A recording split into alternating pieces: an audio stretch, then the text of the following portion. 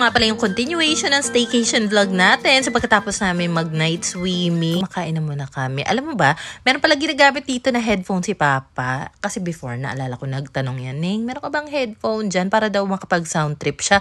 So meron akong luma, pero wala na yung foam dahil sira-sira. So ginawa ni Papa, in-spray paint niya ng itim yung headphone. Tapos nilagyan niya ng styro para hindi daw masakit sa sa tenga. In fairness, okay naman daw yung sound quality, even kahit styro na nga lang. Ang sarap din talaga ng tulog ng mga anak ko dahil biruin mo after ng night swimming, warm shower, tapos aircon na kwarto. Ay, grabe. And kung sakaling mag-i-staycation kayo, magka-camping, or kung ano man yan, kung gusto nyo ng komportabling higaan, magbitbit na lang kayo ng airbed. So, ito mga around 3 a.m. pa lang yata. Ewan ko, nagising na ako, tapos si Pinky nagising din, si Papa nagising din. So, ang nangyari pala, sumasakit yun siya ni Papa. So, lumabas muna kami ng hotel. Si Pinky sumama naman sa amin. Naghanap kami sa labas ng Mercury, kaso sarado na. Or mga tindahan ba? Siguro mga 30 minutes kami palakad-lakad. Naghanap kami ng Kremil S. Kasi itong si Papa, bago kami umalis, kumain ba naman ng nilagang itlog ng mga ilang araw niya na palang nalaga. So, sumasakit ngayon yung tiyan niya. Poops siya ng poops. Grabe nga, wrong timing. Tapos, pagkatapos namin maglakad-lakad sa labas na wala naman kami nabiling gamot, kahit sa mga 7-Eleven, wala daw Kremil S. Nagtanong lang ako sa reception kung meron ba sila. Meron daw. Tapos, free pa. So, pinalag nga lang ako dito. Pinapirma lang ako. Tapos, nagbigay na sila ng free na gamot. Actually, naisip ko naman siya kanina, pero meron kasi akong excuse dyan. So, gusto ko kasi yung naglalakad sa gabi or hapon, lalo kapag naka-staycation ako sa ibang lugar. As long as safe talaga yung lugar, gusto ko naglalakad-lakad either madaling araw or gabi para hindi mainit. Since hindi rin naman ako araw-araw nakakaalis talaga ng bahay na malayo. Itong Cubao na to, malayo na to para sa akin. Kaya gusto ko rin maglakad-lakad sa neighborhood. So, itong si Pinky, sabi niya, Mami, I wanna go back to the hotel room. So, dinala ko na nga siya dito. Ako, gusto ko pa talaga maglakad. Tapos, ito naman si Papa, gusto rin sumama. So, ito mga alas 3 na yata na madaling araw to. So, ang nangyari pala, di ba kagabi nag-swimming kami. Tapos, pagkatulog nga, ito naman si Pinggoy, nagising dahil syempre na iba yung body clock niya, gawa ng trabaho niya. Tapos, nila Ate Ke, nagpunta pala sila sa Novotel dahil nandoon nga yung isang kapatid ni Pinggoy naka-check-in. Doon sila nag-inom, ganyan. So, mga alas 2 na rin siya nakauwi, kaya laseng ang Pinggoy. Kaya rin talaga ang himbing na ng tulog niya pagkabalik nga dito. So, ako naman hindi na ako matutulog dahil inaabangan ko na nga yung breakfast buffet dahil meron ditong libre or included na siya sa stay. Doon sa previous vlog ko, meron ako mga nabasang comment nagtatanong saan ba itong pinag-stayan namin, magkano yung rate niya per night. So, ito po ay Ibis Styles Hotel sa Araneta. So, as in, sa taas lang siya ng Gateway Mall. Very accessible, lalo na kung magko-commute kayo. Pwede siya sa MRT. Tapos, paglabas mo nga ng mismong hotel, meron ng mall agad. Diba? Napakaganda. So, anyway, ang rate dito, nasa around 3,600 pesos. Hindi ako yung nag-book. Yung kapatid ni Pinggoy ang nag-book kasi member siya ng Accor, Kinemero. So, hindi ko talaga sure kung yung 3,600 na rate ng room namin ay normal na fee ba yun or para lang yun sa mga Accor members. Anyway, ito naman si Kowa. Habang tinitimplahan ko nga ng tsaa si Papa, bigla naman nagising, naalimpungatan, kaya for the karga na naman ako sa kanya. Then eventually, nakatulog din naman siya. And meron pala nagtatanong, kamusta na daw yung likod ko, yung lower back ko, kasi yun yung iniinda ko ng mga nakaraang vlog, diba? Mga 2 or 3 days na yata nangyari yung pananakit ng lower back ko or nagsimula yung pananakit ng lower back ko.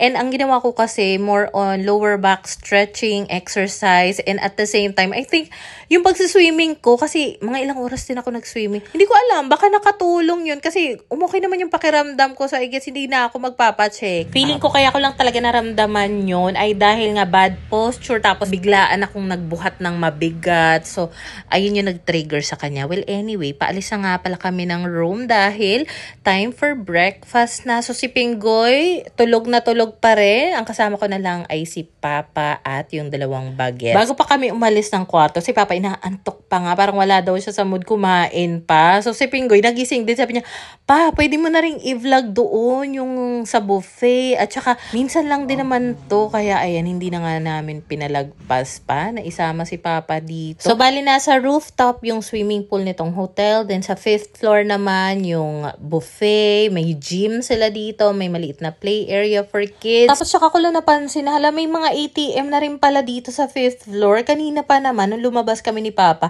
palakad-lakad pa kami kakahanap ng ATM. So anyway, mga around 6:30 AM na nga kami nakapasok. At pagkabigay lang namin ng room number, apelido, ganyan, binigyan na kami ng table na reserve para sa amin. Kasi hindi rin nagtagal, as in, dumami na rin yung mga tao na nagpunta dito. And ngayon lang ako nakapasok sa may restroom area nila. Kasi maghugas nga kami ng kamay. And napakaganda, napaka-aesthetic ng restroom dito.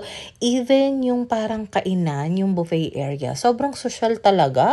Tapos dito nga pala, napakadami nilang iba't ibang pagkain, prutas, dessert, meat, kung ano-ano. Pero alam mo ba, hindi talaga ako pala buffet, hindi ako fan ng mga buffet. Naalala ko one time, nung nagtatrabaho pa ako sa call center, meron akong group of friends na sila naman, mahilig sila sa buffet. Tapos, there was a time na nag-mall lang naman kami after shift. Punta kami ng SM Makati. After makagala-gala, nagyaya ng kainan, ganyan. So, ang ending, nanalo sila dahil majority gusto nilang buffet. Grabe talaga, hindi talaga ako fan ng buffet dahil nanghihinayang ako. Malakas ako sa kanin pero hindi sa mga ulam talaga. Ang ending, hindi na ako sumama talaga. And okay lang naman dahil nung mga time na yun, maliit lang din talaga yung sweldo ko sa call center noon. Yung mga tipong 500, 700 sa mga buffet.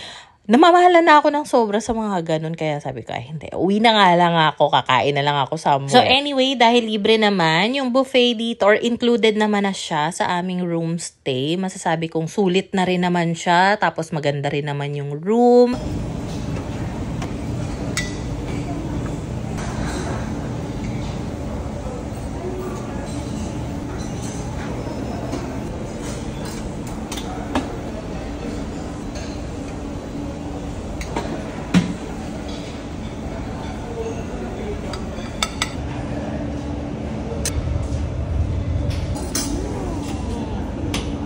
At dahil nakakain na nga kami, syempre yung mga bagets, excited na mag-swimming. Ang alam ko, 8 AM pa lang, available na or open na itong swimming pool area nila. Yun nga lang talaga, medyo malamig talaga yung tubig. Pagkatapos ko mapaliguan yung dalawang bagets, kinuha na sila ni Ate Ken kasi nakastay nga sila sa kabilang room. Tapos, tsaka lang namin nalaman na napa-extend pala nila yung room stay namin dito hanggang 2 PM. Kasi usually hanggang 12 o'clock lang check out na.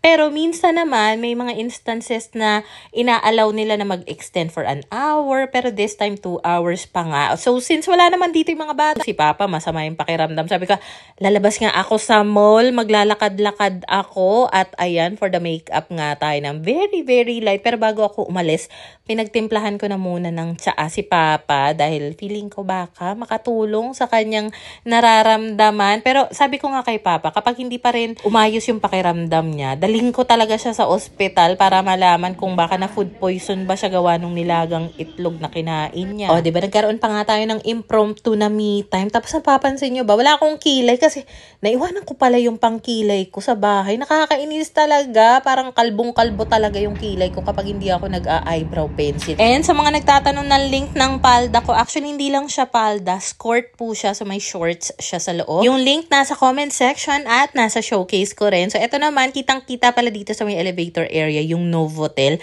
Diyan nag-i-stay yung mga pamangkin ni Pinggoy, pati na rin yung kapatid niya. So, mamaya pupunta kami dyan. Pero for now, tinry ko muna umakyat dito. Nakita ko, hala, simbahan pala to. May misa. Di sa grabe, ang ganda rin ng timing kasi wala talaga akong idea na simbahan pala to. So, ayan, nakapag-attend pa ako ng misa. Ito nga pala yung itsura ng labas ng hotel na pinag-i-stayan namin. Usually, siguro kung nasa MRT kayo nakasakay, makikita niyo yan sa labas. Anyway, hahanap lang sana talaga ako ng Watson para makabili nga ako ng eyebrow pencil. Hala, napadpad naman ako dito sa may salon. Tapos nagulat ako kasi ang mura ng rate nila dito. Ang napansin ko kasi sa buhok ko kanina habang nagbo-blower nga ako, ang daming split ends talaga. talaga. So, nagpa-trim lang ako. Tapos, sabi ko, soft layer lang po. Tapos, panipisan yung dulo. So, I think na-achieve naman. Tapos, 150 pesos lang yung haircut. Diba kakasabi nga lang nung Kela na hindi na talaga ako pagpapalinis ng kuko sa labas. Pero bakit nandito ka? So, this time, ganito na yung gagawin ko. Kung sakaling papalinis ako ng kuko, kausapin ko na talaga sila na, yun nga, sawa na ako sa mga sugat-sugat na lagi ko nakukuha every time papalinis ako ng kuko. So, sabi ko, okay lang po ba? Huwag nyo nang pakialaman yung mga ingrown, linis at ano lang po talaga, nail polish. Sabi nga nung manicurista, alam mo ba, pinapagaan mo yung trabaho ko. So, dito nga pala siya, sa may, after ng MRT, diba, aakyat ka. Nasa may gilid lang siya ng Greenwich. In fairness, hindi ako nasugatan. Yung pala ang technique, dapat kakausapin mo muna yung manicurista. Kasi before, parang, minsan nahihiya ako na kausapin sila dahil iniisip ko, ay, alam naman nila yung trabaho nila. Pero, mas maganda rin talaga na maging open ka, especially pinagkatiwala mo yung kuko mo sa ibang tao. So, at least, alam nila kung meron kang mga certain expectation or meron kang request, diba? So, color naman ng nails natin is dark green lang. Medyo natagalan pala ako sa salon. Hindi ko in-expect yun. So, si Pinggoy na nga yung nag-pack ng mga gamit namin sa maleta. At dito na nga pala kami sa Novotel. So, pwede palang ipa-extend dito yung room stay nila. Kasi di ba usually ang out is mga 12 or kung maipapa-extend pa ng 1 or 2 oras. Pero,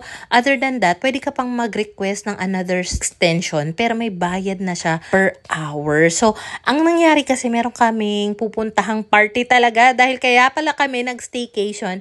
May birthday party si Funky. At eto nga, nakabili nga kami ng paper bag. Kasi meron akong dinalang regalo for her. So, eto yung gift natin for Funky. Mga 6 PM pa naman yung party. So, meron pa talaga kaming time na makaidlip muna ng ilang oras dito. So, kung nasaan yung 2 bagets, nandun sa kabilang room, lahat ng mga kabataan, kagulo sila doon. Dito yung mga adult, pahinga lang muna kami. Tapos sa may lobby ng Novotel, meron nagtitinda ng ganito, parang ice cream shop kinema or gelato. Tinry namin itong strawberry cheesy berry go. Ang sarap! Grabe! Ang sarap-sarap niya talaga. Medyo mahal lang talaga siya dahil yung isang cup, 160. Pero feeling ko talaga sobrang worth it nito. Pati yung chocolate chip cookie nila. So kung if ever mapadpad kayo dito, itry nyo yan. Ang sarap. For the uwi na nga kami dito, ang mayayari ay mag-grab na lang kami papuntang One Ayala. Kasi marami kaming mga maleta. Tapos yung mga bata, pagod na rin. Pwede naman kami mag-MRT sana. Pero for the grab na muna tayo papuntang One Ayala. And from there, ayun lang muna for today's video.